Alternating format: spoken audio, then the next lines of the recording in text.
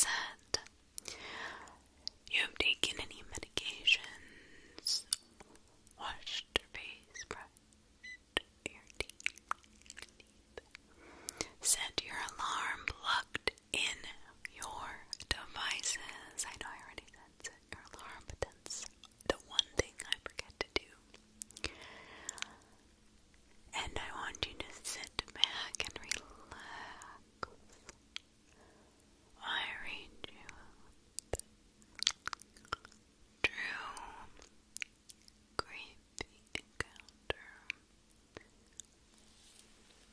I went to a serial killer's lair, written by Veggie Maniac. I went to a serial killer's lair. Gosh, where to begin? The year was approximately 1989, 1999. I was a young man in my early 20s, living in a medium-sized city in the Midwest, United States. This is sort of an in-between transitional time for gay people, and yes, I am a gay man. Where in most populous areas we had enough respect to live openly, but there were still plenty of people who did not like us.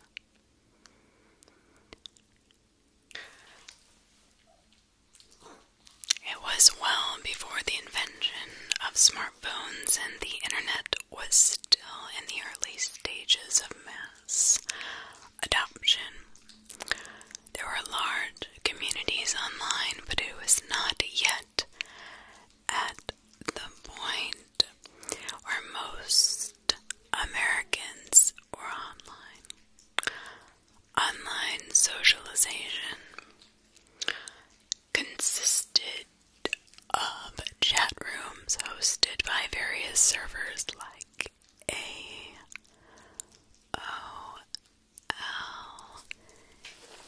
Yahoo, or IRC servers. Message boards were still in use by large numbers of people. For gay men at that time, it was nothing short of revolutionary. Prior to the internet and to broader cultural changes, gay men had been stuck looking for quote-unquote fun and secretive and or shady places due to the inability to freely express ourselves. In the 90s, it was still somewhat risky, but the internet offered a way to talk freely and relatively anonymously without the risk of being outed or worse. For this reason, it really took off in the gay community, and gay men were a very large part of the user bases for these social platforms. It was suddenly very easy and relatively safe to find dates, friends, or just sex if that's what you wanted, and it quickly became the norm for a lot of gay men.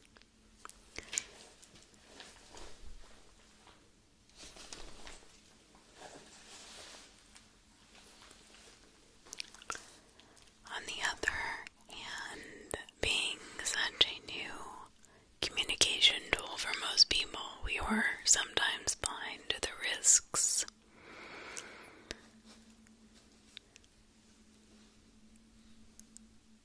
Being an attractive young man in my prime, I made liberal use of online communities to find dates. Yes, to find dates, friends, or just sex if that's what you wanted.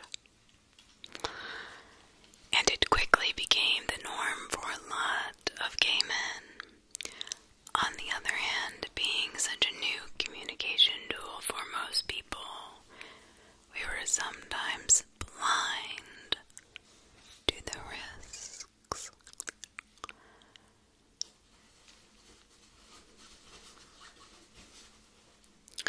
Being an attractive man in my prime, I made liberal use of online communities to find quote-unquote dates.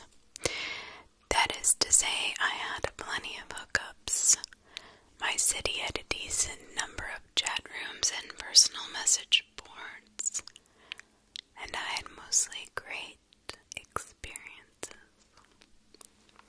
I met the typical assortment of good guys, closet cases, and weirdos that you would expect.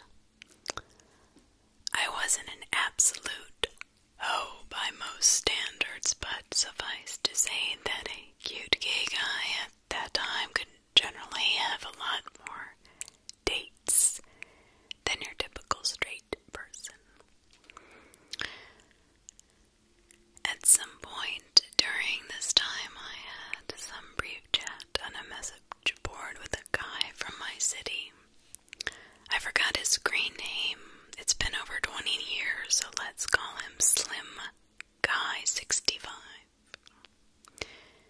This back and forth had happened on a general thread in the gay section, not in private messages, so it was visible to anyone who chose to read that thread.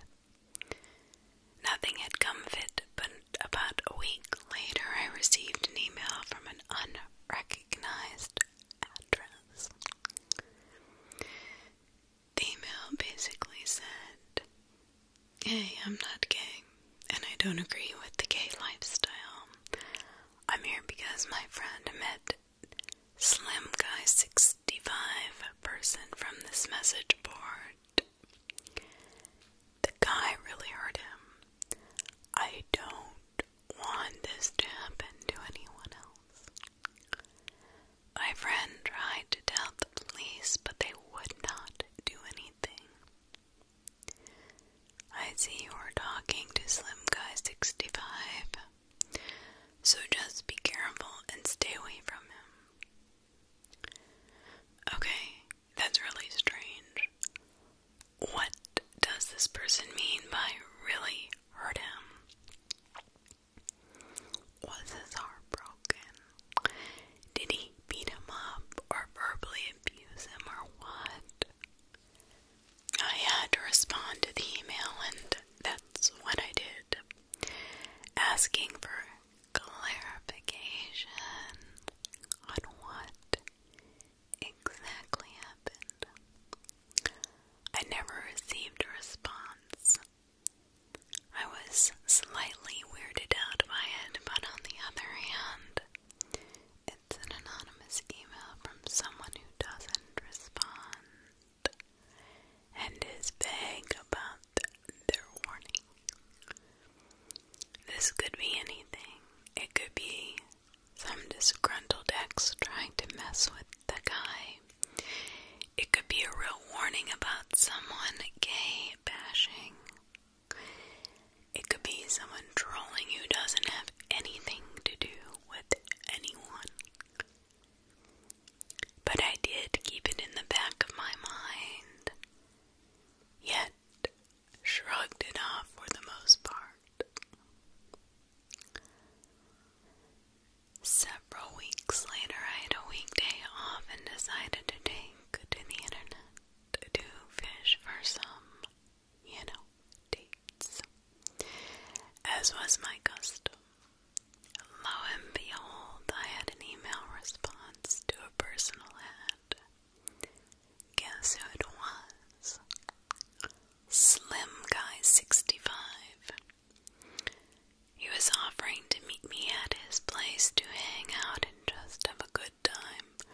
Wink, wink, nudge, nudge. I won't go into any details, and as I recall, there were not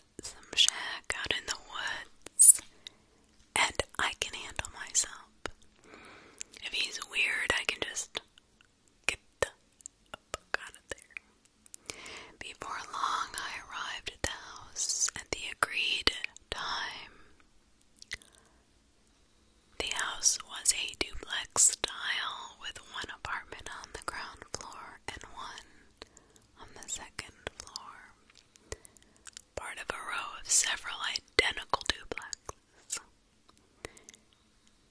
Middle of the afternoon, there was plenty of traffic on the street and the occasional person out on their porch or in their backyard. I felt fairly safe. I pulled up the driveway to the parking area behind the house, got out, knocked on the door. The guy that answered was, well, pretty normal. Kind of mousy looking guy, probably in his 40s, slight, slim build, soft-spoken. Looked like any guy working in an office cubicle somewhere. Not really my type, but honestly, my curiosity was piqued, and I had nothing better to do. So I stepped inside to take a look around and gauge the situation with the warning email fresh in my mind. I stepped back into the back door into the kitchen. It was very clean and there was nothing out of the ordinary, really, nothing on the counters. But no table or chairs or anything. That is to say, it did not look like someone was living there. It had been kept up and cleaned, but looked empty, which was a little bit odd. Looking out into the apartment, I could see that it was not set up as a living space. A large window with sliding glass doors was between the kitchen and the living room, and I could see what looked like a large table out in that living room area. Slim guy 65 said something like, "Oh, this isn't where I live. A friend of mine used to run a doctor's office here. I maintain the building for him. It's private though, we have the place to ourselves." I thought, this is weird, but okay. He shut the back door and locked it with a key deadbolt. The kind that you need a key to open, even from the inside, and put his key back in his pocket, saying, "So, what do you want to do?"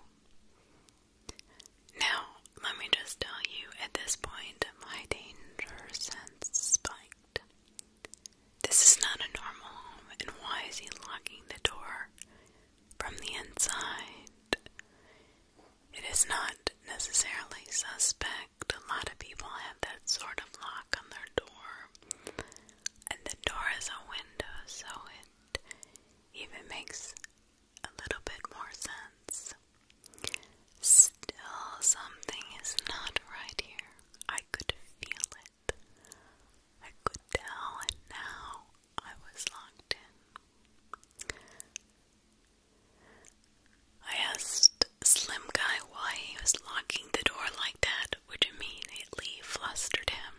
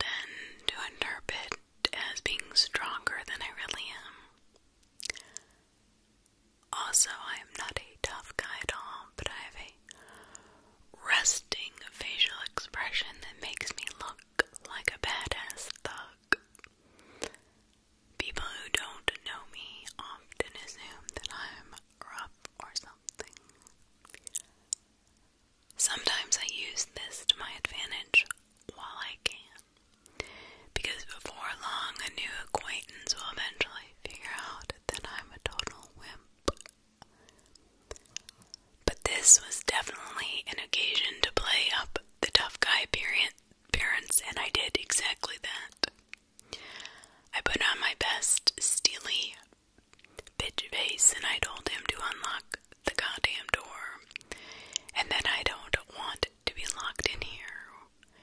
He looked for a moment like he was going to pee his pants. Then he said, "Okay, alright, I'll unlock this." He unlocked the deadbolt. And I'll just lock the knob here, and he turned the little dial that locks the doorknob. That was fine with me. I continued to stare at him until he said, "I'll leave the keys on the counter right here." And he set his keys down near the sink. I was relatively satisfied with that answer. At this point, though, my adrenaline was flowing. I was almost in full fight or flight mode. But I was kind of stuck in place. The guy was between me and the door. I was freaked out. But this little weasel did not appear to pose any immediate physical threat to me. I could tell that his pant pockets were empty and that I was intimidating the living hell out of him. I didn't know yet exactly what I needed to do. Now keep this in mind, that despite my wordy descriptions, this all happened very quickly without any really long pauses.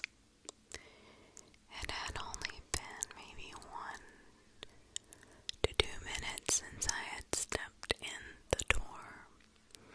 This all happened at the base of a conversation. The guy was obviously nervous and trying not to appear so. He said, "Well, let's go in," and walked a wide path around me through the kitchen into what normally would be the living room, and towards the hall to the right from there. I was familiar with this floor layout. It is very common in this area. The hallway would lead to 2 small bedrooms with a bathroom in between them. I hesitated, thinking I should just walk out the back door and take off, but really, now I was super curious. I knew that there was no way in hell I'm doing anything with this guy, but I kinda want to see what's going on in here.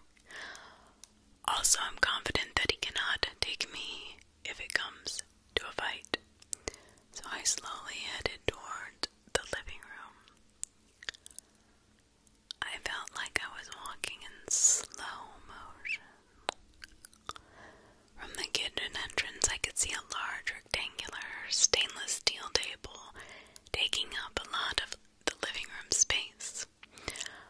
I remember thinking to myself, this looks like a surgical table. It looked like it could rise and tilt, and it had a recessed channel running all the way around the edge.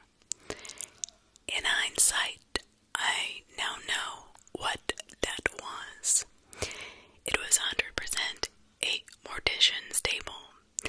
Dude had a mortician's table in his living room, but at that time I thought it looked like a medical table of some sort.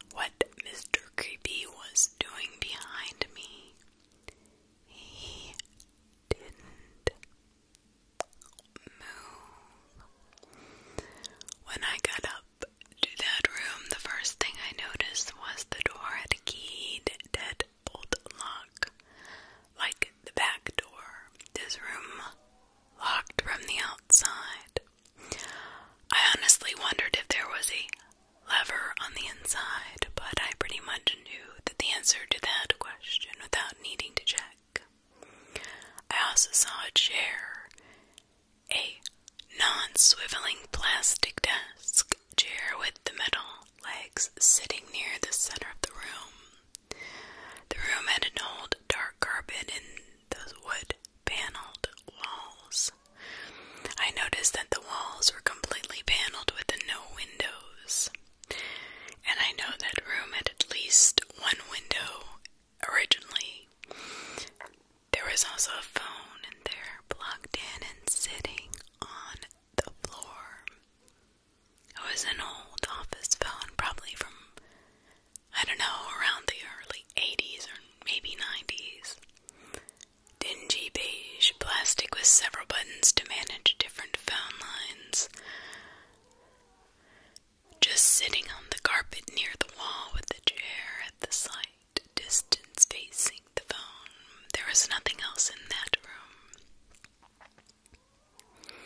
This wasn't getting any less creepy, I'll tell you that much. I was standing at the threshold of that room with one foot slightly in. Absolutely not going past that door. I looked back at the slim guy. He was standing by the door. The other door, just nervously smiling at me, trying really hard to look casual, but so obviously nervous, or maybe something else. He said something, well, what do you want to do? Instead of answering, I felt around the backside of the door and felt the deadbolt lock.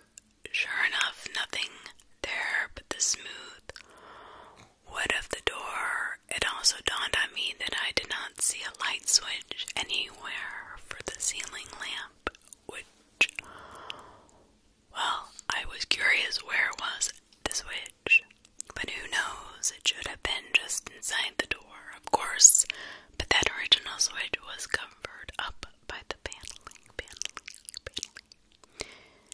Creepy guy mumbled something about not having the key to that lock. Don't worry about it. I turned back to face the guy and just said, what is it that you want to do here? My skin had gone ice cold as I realized that I was way too far into this apartment. I was running through my options in my head. What is this guy going to do? He doesn't appear to have any weapon or anything in reach. But who the fuck knows what goes on in this place? What are you trying to do here? What are you trying to do? I was almost exasperated, re-questioning and throwing back his question at him. He was almost completely derailed by my rhetorical question. He stammered out some hot man-to-man fun with the weakest smile I've ever seen, looking like he was just a hair's breadth away from panicking. I laughed. That sounds comical, but really, that sentence was probably the most chilling part of the entire experience for me. It was the way he said it, like he had to come up with something on the fly. Something that would sound, well, plausible.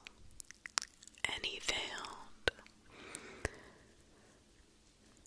Who says that in real life, hey, do you want to have some hot man-to-man fun? Nobody. I can promise you that. It's something you'd see on an advertisement for a cheesy porn site or something. Some hot man-to-man fun. Smile, quivering lips. That was it. I said, nope, I want to go. I'm leaving. He said, okay. I quickly walked past him as he flattened himself against the wall to avoid my frame crashing into him. I noped right out through the living room, dissection area, and through the kitchen to the back door, which was thankfully still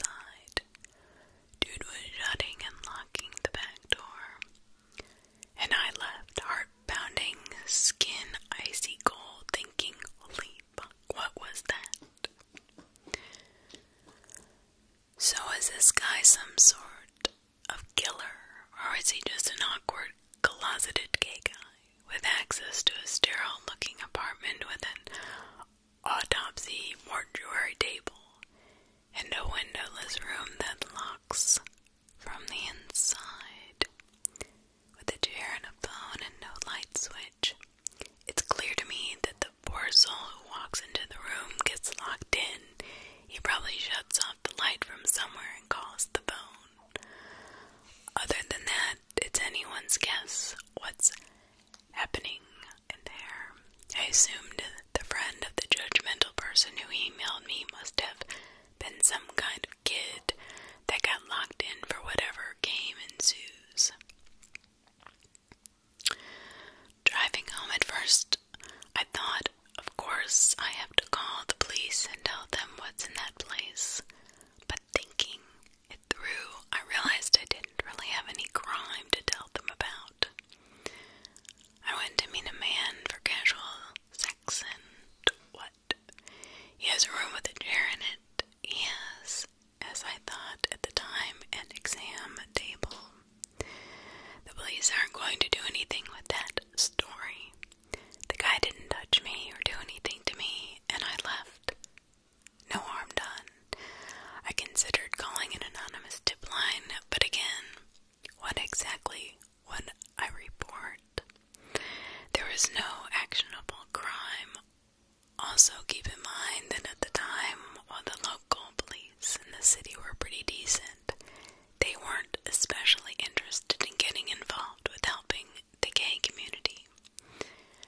They'd prosecute actual crimes if it was cut and dry, but I'd heard plenty of accounts of them not choosing to follow up on cases where there was not an easy arrest to be made. I decided not to report anything because nothing would come of it except drawing unwanted attention to myself in particular.